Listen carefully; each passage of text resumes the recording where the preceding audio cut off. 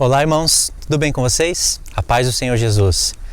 Mais um vídeo hoje e o assunto hoje de novo é sobre Gog e Magog. Mas assista esse vídeo até o fim porque tem acréscimo para você.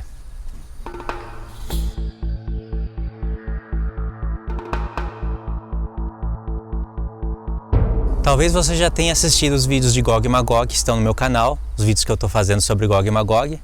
Assuntos incríveis, impressionantes. Se você não assistiu, vou deixar o link aí na tela, vou deixar o vídeo passando aí no cantinho da tela. Assista esse vídeo com os vídeos que eu vou indicar para você ter um bom entendimento do assunto. Quando nós vamos estudar sobre Gog e Magog, irmãos, vocês sabem que vocês não podem ficar somente em Ezequiel 38 e 39. Vocês sabem que tem que ir para o livro da lei, que tem que estudar um pouco de história e geografia, como eu falei no último vídeo. A gente também tem que dar importância para profetas menores, como Naum, Abacuque, Sofonias, Obadias, Joel. Eu tenho mostrado isso já em alguns vídeos e os irmãos têm notado grande conexão. Porque Deus conecta Ezequiel 38, 39 com esses profetas pequenos. Hoje eu fiz algumas anotações aqui nesse caderno sobre o profeta Sofonias. É tremendo, assim como Naum, assim como Abacuque. A gente tem que somar Naum, Abacuque, Joel com Ezequiel 38 e 39, mas se você olha para Sofonias, você vai enxergar mais coisas em Ezequiel 38 e 39. Esse é o jeito que Deus escolheu para a gente receber a revelação da palavra de Deus. Quanto mais profeta, mais luz você vai ter sobre o assunto. Eu digo isso porque tem irmãos que acreditam que Gog e Magog acontece somente depois dos 1000 anos, por causa de Apocalipse 20. Então alguns irmãos ficam confusos, outros acreditam que é somente antes.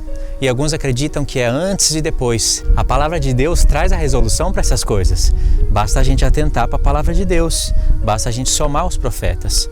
Quando você vê irmãos ensinando sobre Gog e Magog, e você não vê os irmãos usando Naum, Abacuque, Obadias, Joel, olhando para o livro da lei, para os filhos de Noé, para contextos históricos, pode ter certeza que aí vai ter coisa errada. Vai estar faltando coisa. E quando você vê irmãos ensinando sobre Gog e Magog e usando todos esses profetas, pode acreditar que daí vai sair luz. Porque Pedro fala que a luz habita nas palavras dos profetas. O nome Gog e Magog é um nome simbólico. Deus está falando de Gog e Magog em todos esses profetas que eu acabei de citar. Se eu abrisse agora para vocês Abacuque, eu iria mostrar Gog e Magog. Se eu abrisse Sofonias, e eu vou mostrar Gog e Magog. Se eu abrisse Naum, eu iria mostrar Gog e Magog. Se eu abrisse no livro de Gênesis, vocês iriam ver escrito Gog e Magog. Quer dizer, Magog, né? Gog não iria estar ali. O que eu quero dizer é que não é somente aonde está escrito Gog e Magog que Deus está falando de Gog e Magog. Você vai estar vendo Gog e Magog em vários profetas, porque Deus disse que profetizou sobre ele, sobre vários profetas. Anota aí se você nunca ouviu falar ou se você esqueceu. Ezequiel 38, verso 17. Deus falou que profetizou por vários anos através dos seus servos, os profetas, que levaria Gog contra a terra dele. Se ele disse que profetizou isso por vários profetas, por largos anos, então tem que estar na palavra de Deus. Tem que estar na palavra de Deus e tem que estar em vários profetas, em vários lugares. E realmente está, só não vai estar escrito Gog e Magog. Então, irmãos, eu fiz algumas anotações. Eu vou estar lendo aqui para vocês, está em Sofonias, capítulo 1, 2 e 3. Leia esse profeta e faça as suas anotações, pensando em Gog e Magog. Eu vou dar uma ajuda aqui para você conectar os pontos. Em Sofonias, capítulo 1, somente no capítulo 1, no verso 1, 3, verso 7, verso 8, verso 15, verso 14, verso 15 e verso 16. Você vai ver 4 pontos importantes. São 4 pontos: fim dos dias, sacrifício do Senhor, dia do Senhor e dia de trombetas. Esses 4 pontos que você tem que anotar, somente no capítulo 1. No primeiro ponto, você vai anotar fim dos dias, ou últimos dias, você que sabe. Porque Deus já começa o profeta falando que ele vai destruir a terra, os moradores. Ele começa igual Naum, Abacuque, sabe? Começa nos direcionando no tempo, mostrando que ele não está falando somente naquela história. É um livro histórico, mas profético. E de cara, Deus já quer que você preste atenção nisso. Principalmente quando você se encontra com a expressão ou com o termo o dia do Senhor, o dia da sua ira. Segundo ponto, sacrifício do Senhor. Só aqui, irmãos, Deus está falando de sacrifício, ele fala 2 vezes. Aonde que a gente vê um sacrifício do Senhor? Em Ezequiel 38 e 39. A gente vê mais um sacrifício em Jeremias 46, só que esse sacrifício é na terra do norte. Só que o sacrifício de Ezequiel 38 e 39 é nos montes de Israel. E Deus fala aqui de sacrifício 2 vezes, e ele fala que vai congregar nações. Este sacrifício de Sofonias é o de Ezequiel 38 porque ele fala que vai congregar nações. Ele já santificou os seus convidados. Então, presta atenção nos pontos. Verso 14 e 15 vai falar do dia do Senhor. E não vai falar só uma vez. Ele vai repetir várias vezes. Que ele quer que a gente preste atenção mesmo. E para Deus mostrar que ele está falando do tempo do fim, para você que conhece as festas, ele vai dizer que esse dia do Senhor, que não é somente um dia, né? Esse dia do Senhor é dia de trombetas. Aí no hebraico está escrito shofar e teruá. Na nossa tradução está dias de trombetas e de rebate. Para você entender o que Deus está falando somente aí, você precisa de ler Números capítulo 2 e Números capítulo 10. Eu vou formar um vídeo ainda falando sobre Números 2 e Números 10, sobre toque de shofar e Yom Teruah. É impressionante isso. Tem vários profetas e Deus está nos dando revelações escondidas através dessas coisas. E está relacionado com a festa das trombetas. Um pouquinho depois tem o dia da expiação, conhecido pelo apóstolo Paulo, pelo próprio Senhor Jesus como o dia da redenção. E depois vem a festa dos tabernáculos. Então só no capítulo 1 Deus deu essas 4 direções. Agora eu vou falar uma coisa importantíssima. Você não precisa nem anotar isso. Não anota porque deixa gravado na cabeça já. Já começa a treinar isso com esses profetas menores. Tenta ler esses profetas sem perder contexto. Tenta ler o capítulo 1. Quando você chegar no capítulo 2, no capítulo 3, não se esqueça das coisas do capítulo 1. Porque aí você vai receber revelação. Então é bom você treinar isso nos profetas menores. Porque aí você vai treinando, vai aumentando o nível do seu entendimento. E aí você vai poder fazer isso nos profetas maiores. E nada melhor do que um caderno, canetas, usar pelo menos 3 cores. Aqueles papeizinhos coloridos que cola, sabe? Para você colar em cima da folha e para você colar no seu armário, na sua gaveta, em qualquer lugar que te direcione. Eu faço assim, eu anoto os pontos principais, como eu fiz nesse caderno. E quando eu tenho que falar algo sobre aquele ponto, não dá para eu escrever tudo, né? Então, quando é só uma frase, 2 frases, eu anoto em cima daqueles papeizinhos coloridos e anoto e coloco em cima do ponto. Mas quando é algo mais estendido, eu escrevo naquele ponto, no caderno, né? Eu faço um desenho de um celular e escrevo ouvir no celular. Aí eu vou e gravo esse assunto no celular e no celular eu deixo algo que me lembre que é para relacionar isso com o que está no caderno. Então, dá para usar esse recurso e aumentar o nível do nosso entendimento.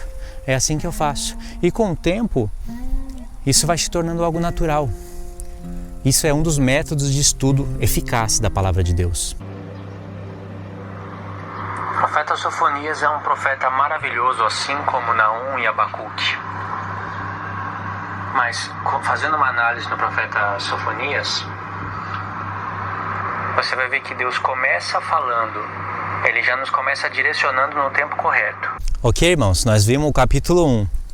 Agora no capítulo 2, nos primeiros 3 versos, já tem coisas importantíssimas. Você pode escrever Sofonias no papel, capítulo 2, colocar verso 1, toma um espaço, verso 2, pega outro espaço, verso 3. E aí você vai fazer aquelas setas e escrever. Verso 1. Deus vai falar que Ele vai congregar nações. O intento dele é congregar nações. E Ele mostra no contexto que é para levar contra Jerusalém. Então o verso 1 já mostra o que significa o sacrifício no capítulo 1. O verso 1 do capítulo 2 já mostra o que significa esse sacrifício que Ele fala 2 vezes no capítulo 1. Congregar nações para o sacrifício dele. É o que está em Ezequiel 39. Verso 2. Dia da ira de Deus. É o que ele falou no capítulo 1, ele está reforçando no capítulo 2. Verso 3.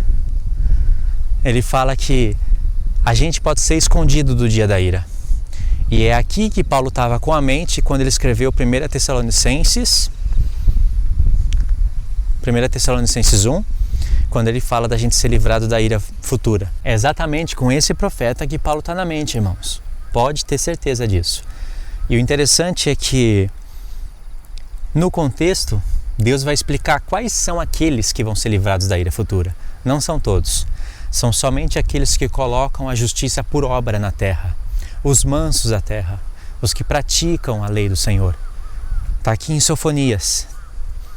Por isso que antes de Paulo falar que Deus nos livra da ira futura, ele dá algumas instruções para a igreja. Esses que vão ser livrados. Entendeu?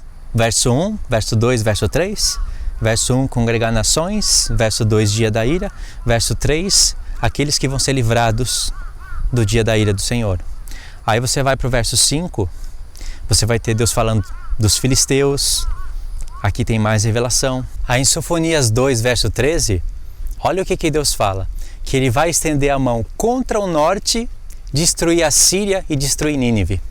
Aí tem muita revelação. Porque agora você não pode perder o que você leu no capítulo 1.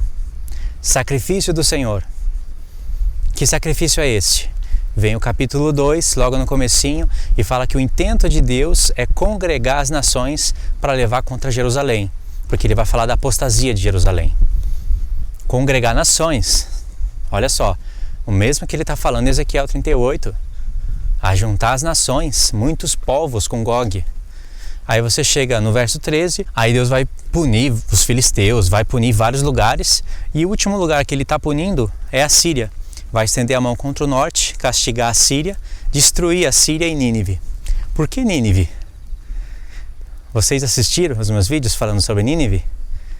Então Nínive vai estar no fim dos tempos. Aliás, ela já existe.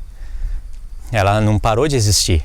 Só mudou o nome. Vou ter que repetir por causa de alguns irmãos que podem estar assistindo pela primeira vez. A Nínive antiga é a atual Iraque, norte do Iraque, na província de Ninawa. Olha o nome, Ninawa. As 3 principais cidades, uma delas é Mossul. Ali está o coração de Nínive. Então Sofonias é prova, só o profeta Sofonias é prova evidente de que Gog e Magog acontece antes do milênio.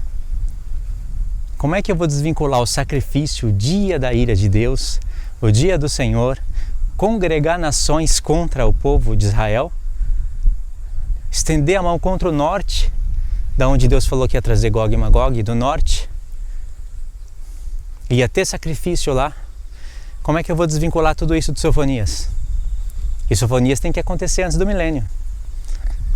Entende? Por isso que existe Apocalipse 19. Em Apocalipse 19, Deus coloca Gog e Magog antes do milênio. Aí em Apocalipse 20, a gente tem um Gog e Magog depois. E em Sofonias vai ter mais coisas tremendas, irmão. Você vai ver ali um verso que mostra quem são os 144 mil. Tem que prestar bem atenção. Como eu disse, o profeta Sofonias é espetacular. E se você liga ele com Naum, com Abacuque, aí você fazendo essa ligação, sem perder os contextos, as palavras-chave que Deus usa, levando para Ezequiel 38, 39, poxa, você vai enxergar isso de maneira tremenda. Vai dar gosto ler a palavra. Pessoas vão sentir prazer em te ouvir, porque você vai estar falando algo conexo, algo onde tudo se encaixa perfeitamente, algo coerente. E não vai ter pergunta que você não consiga responder. Claro que pode surgir uma ou outra pergunta que ali naquele momento você não tem a resposta, mas a maioria das perguntas você vai poder responder.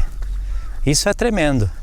Então Deus vai fazer que através de você, muitas outras pessoas tenham sede da palavra de Deus, tenham vontade de ler e estudar os profetas e fazer a soma.